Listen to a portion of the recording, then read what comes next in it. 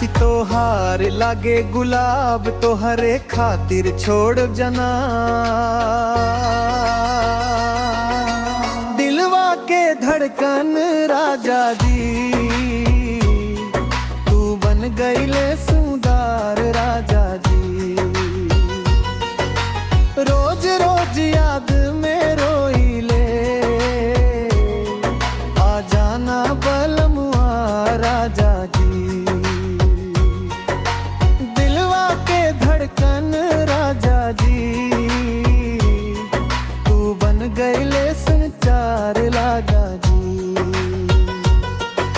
साथे जी अब साथे मरबो, कसम बतोहा राजा जी।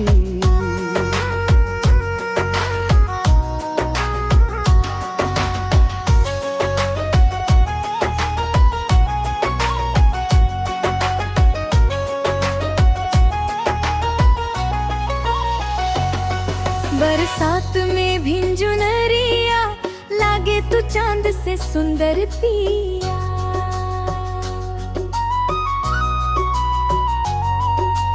गलिया में जब तू निकलेला, पूरा मोहल्ला तकेला।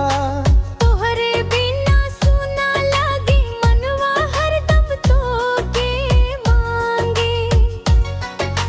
चाय से मीठ बतोहर बोली, दिल में बसल बाड़ू हमरो होली।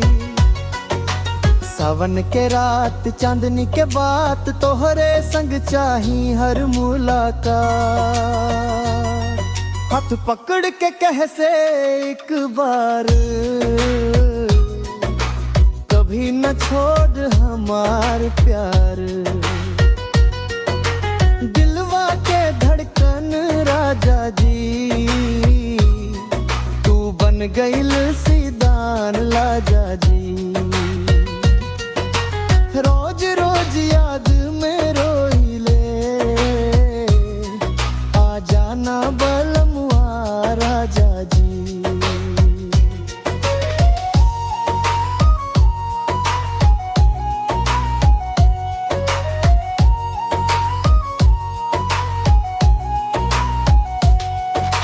टिकटॉक वाला तोहरा दुआ, मारेला दिल पे सीधा वारवा।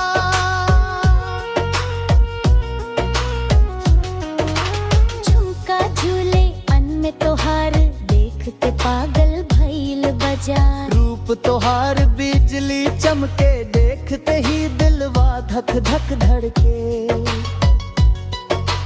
तोहरे खातिर गाना लिखनी, दिल के बात आज कहनी। अरे हो राजा जी, तोहरे बिना नींद